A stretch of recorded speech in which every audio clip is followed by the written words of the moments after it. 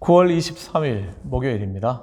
오늘도 주님과 함께 동행하시는 복된 하루 되시기를 바랍니다. 함께 기도드립니다. 아름답고 복된 계절을 우리들에게 선물로 허락하시니 고맙습니다. 풍성한 열매 맺는 계절에 우리들의 믿음의 열매들도 주님 보시기에 아름다운 열매들 되게 하여 주시오며, 이웃들을 향하여 귀한 생명의 열매들을 나누어 줄 수 있는 하나님의 사람들로서의 우리의 삶이 되게 도와 주시옵소서. 늘 우리와 함께 하시며 또 한 걸음 앞서 가시며 우리의 모든 걸음들을 지키시며 인도하시는 주님의 은혜에 감사드립니다. 오늘도 입술의 열매만이 아닌 삶의 아름다운 열매가 많아지는 귀한 하루 될 수 있도록 크신 은총 허락하여 주시기를 원하며 사랑 많으신 예수님 이름으로 감사드리며 기도드립니다. 아멘. 우리 다 함께 찬송가 503장 찬송으로 찬양 드리시겠습니다.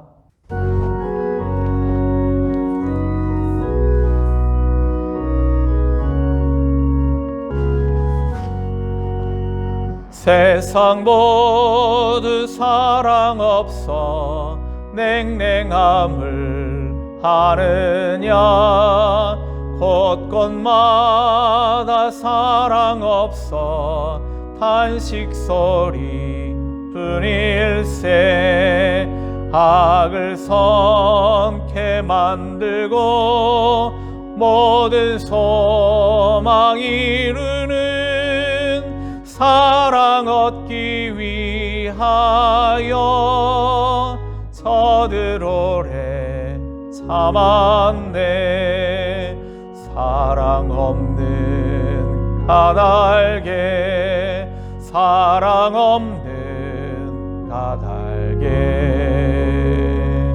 사랑 얻기 위하여 저들 오래 참았네. 곳곳마다 번민함은 사랑 없는 연고요. 측은하게 손을 펴고 사랑받기 원하네. 어떤 이는 고통과 근심 걱정 많으니 사랑 없는 까닭에 저들 실망하도다. 사랑 없는 까닭에, 사랑 없는 까닭에, 사랑 없는 까닭에 저들 실망하도다. 어떤 사람 우상 앞에 복을 빌고 있으며, 어떤 사람 자연 앞에 사랑 요구하도다. 먼저 믿는 사람들 예수 사랑 가지고 나타내지 않으면 저들 실망하겠네. 예수 사랑 가지고, 예수 사랑 가지고 나타내지 않으면 저들 실망하겠네. 기갈 중에 있는 영혼 사랑받기 원하며, 아이들도 소리 질러 사랑받기 원하네. 저들 소리 들을 때 가서 도와줍시다. 만민 중에 나가서 예수 사랑 전하세. 예수 사랑 전하세. 예수 사랑 전하세. 만민 중에 나가서 예수 사랑 전하세. 오늘 우리들에게 주시는 하나님의 말씀은 마태복음 11장 7절부터 15절까지의 말씀입니다. 우리 함께 봉독하시겠습니다. 그들이 떠나매 예수께서 무리에게 요한에 대하여 말씀하시되 너희가 무엇을 보려고 광야에 나갔더냐? 바람에 흔들리는 갈대냐? 그러면 너희가 무엇을 보려고 나갔더냐? 부드러운 옷 입은 사람이냐? 부드러운 옷을 입은 사람들은 왕궁에 있느니라. 그러면 너희가 어찌하여 나갔더냐? 선지자를 보기 위함이었더냐? 옳다. 내가 너희에게 이르노니 선지자보다 더 나은 자니라. 기록된 바 보라 내가 내 사자를 네 앞에 보내노니 그가 내 길을 네 앞에 준비하리라 하신 것이 이 사람에 대한 말씀이니라. 내가 진실로 너희에게 말하노니 여사가 낳은 자 중에 세례 요한보다 큰 이가 일어남이 없도다. 그러나 천국에서는 극히 작은 자라도 그보다 크니라. 세례 요한의 때부터 지금까지 천국은 침노를 당하나니 침노하는 자는 빼앗느니라. 모든 선지자와 율법이 예언한 것은 요한까지니 만일 너희가 즐겨받을진대 오리라 한 엘리야가 곧 이 사람이니라. 귀 있는 자는 들을지니라. 세례 요한이 보낸 제자들이 돌아가고 난 다음 예수님께서는 당신의 제자들을 향하여 세례 요한에 대한 평가 그리고 칭찬의 말씀을 해주시는 그러한 장면입니다. 주님께서는 세례 요한에 관하여 이렇게 말씀하시죠. 선지자보다 더 나은 자다 그렇게 말씀하십니다. 여사가 낳은 자 중에 가장 큰 자다 그렇게 말씀해 주시기도 하시죠.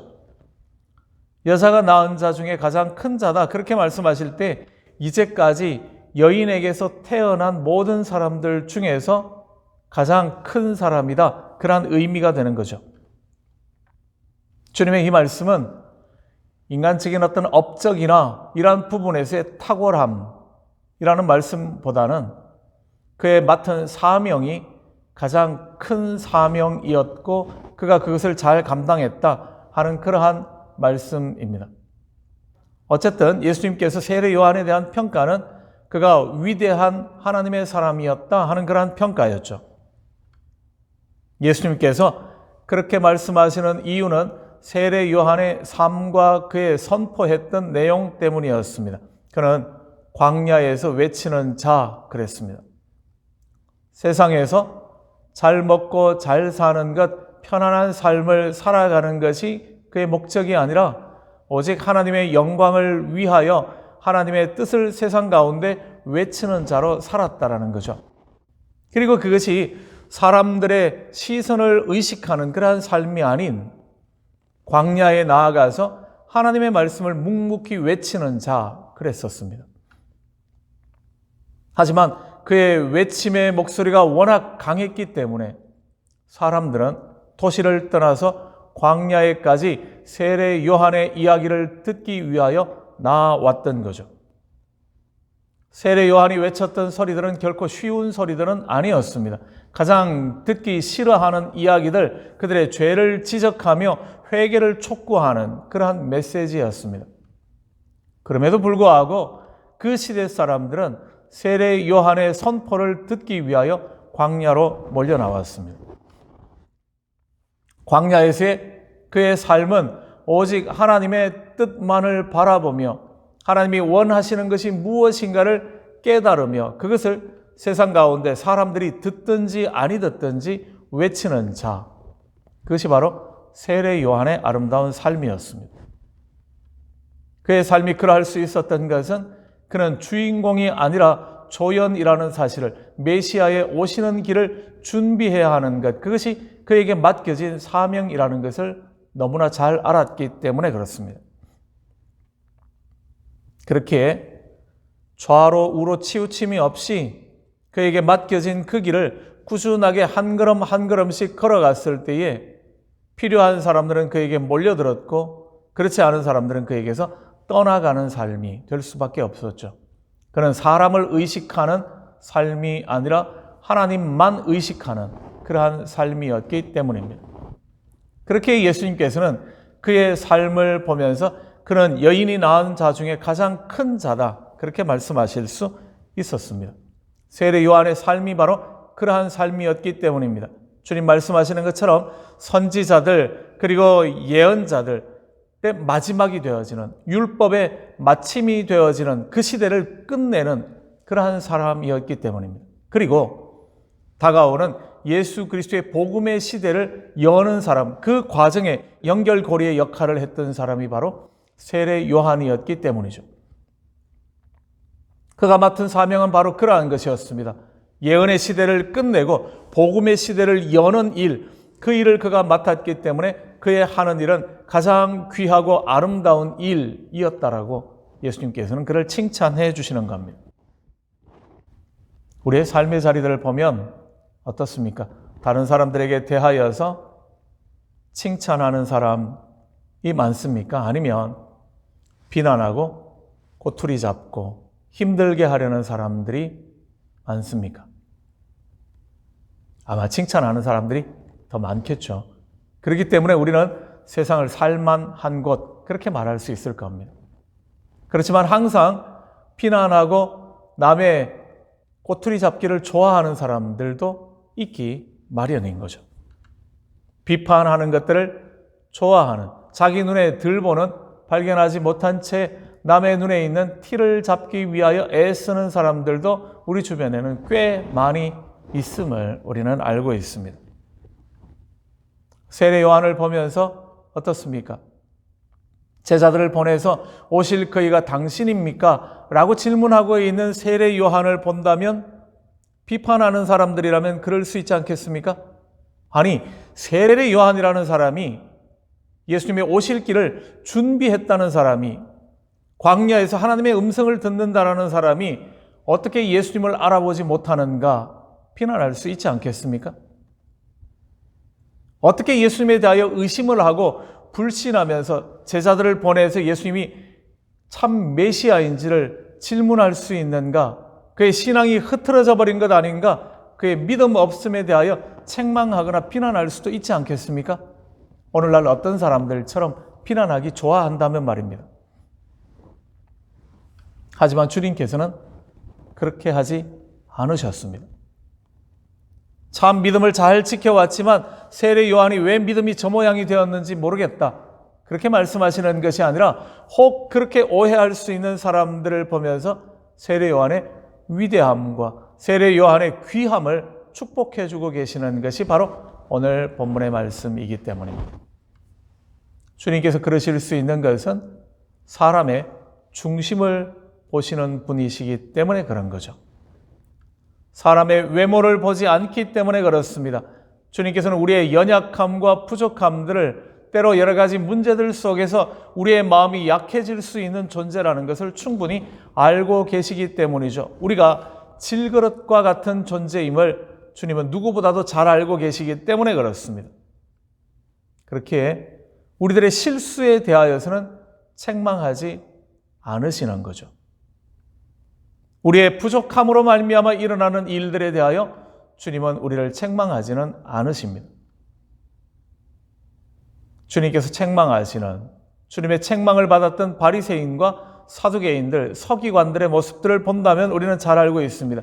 주님이 책망하시는 것은 위선에 대하여서 책망하시는 거죠. 거짓에 대하여서 책망하시는 겁니다.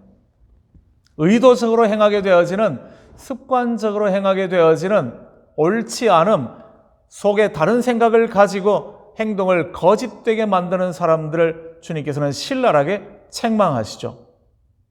하지만 우리의 마음 중심은 하나님을 향해 있는데 우리에게 찾아오는 의심의 순간들, 우리의 실수의 장면들, 그런 장면에 대하여서 주님은 책망하지 아니하심을 보게 됩니다.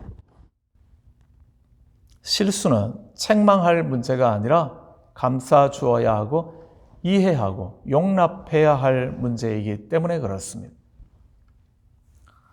의도적인 악은 회개하지 않고는 하나님께로 돌이킬 수 있는 방법이 없지만 실수는 우리의 부족함에서 비롯되어지는 문제들은 얼마든지 품어 안아야 하는 그러한 문제임을 주님은 말씀해 주시는 거죠.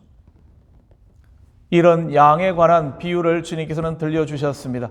길 잃어버린 양에 대한 주님의 태도는 찾을 때까지 찾아다니시는 것 그렇습니다. 양의 어리석음과 미련함을 잘 알고 계시기 때문이죠. 그가 의도한 일이 아니고 잃어버려졌을 때에 그가 당할 고통을 잘 알고 계시기 때문에 주님은 찾을 때까지 찾아다니시는 목자로 자신을 소개해 주십니다.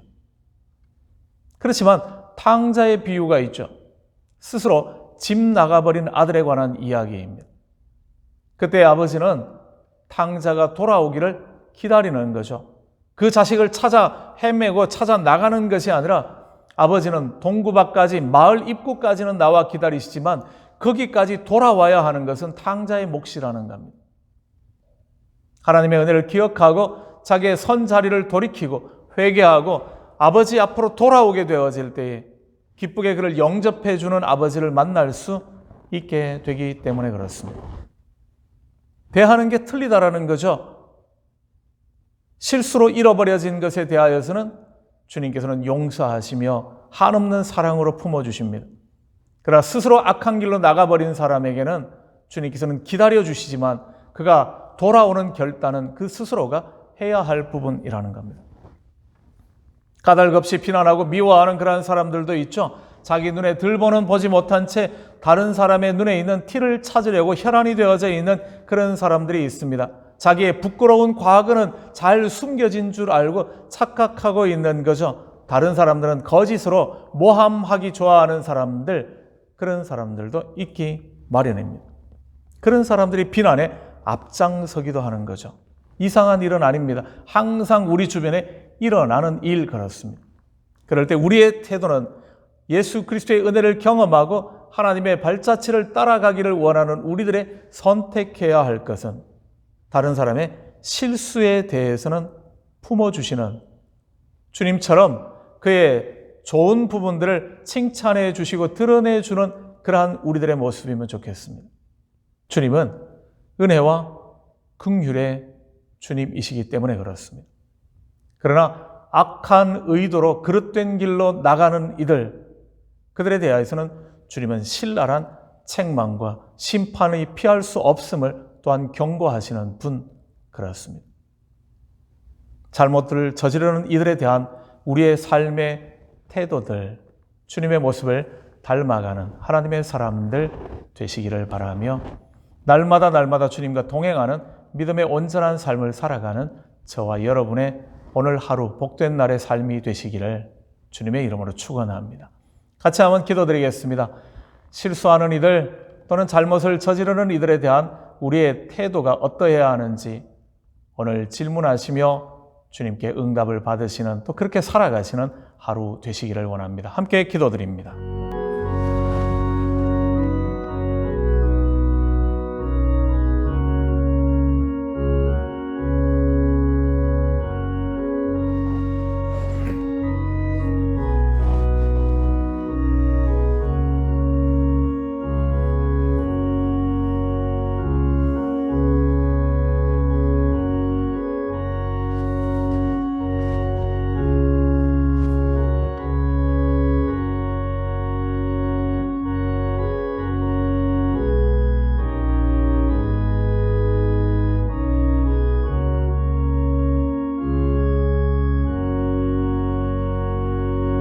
좋으신 아버지 하나님, 오늘도 주님의 말씀 앞에 섭니다.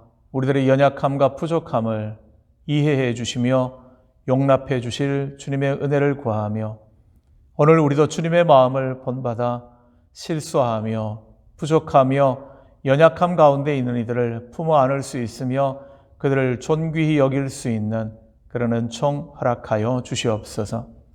비난을 위한 비난을 멈추게 하시며 우리의 거짓됨으로 말미암은 그러한 다툼을 멀리할 수 있는 하나님의 은혜 안에 거하는 믿음의 사람들 되게 도와 주시옵소서. 오늘도 우리에게 허락하신 귀하고 복된 한 날 믿음으로 잘 다름박질하게 하시며 우리의 승리하는 삶을 통하여 아버지 하나님께만 영광이 되게 하여 주시옵소서. 이 한 날 우리 삶의 주인이심을 찬양드리며 예수님 이름으로 기도드립니다. 아멘. 하늘에 계신 우리 아버지, 아버지의 이름을 거룩하게 하시며 아버지의 나라가 오게 하시며 아버지의 뜻이 하늘에서와 같이 땅에서도 이루어지게 하소서. 오늘 우리에게 일용할 양식을 주시고 우리가 우리에게 잘못한 사람을 용서하여 준 것 같이 우리 죄를 용서하여 주시고 우리를 시험에 빠지지 않게 하시고 악에서 구하소서. 나라와 권능과 영광이 영원히 아버지의 것입니다. 아멘. 오늘 하루도 주님의 은혜 안에 거하시는 사랑과 용서를 베푸시는 복된 날 되시기를 바랍니다.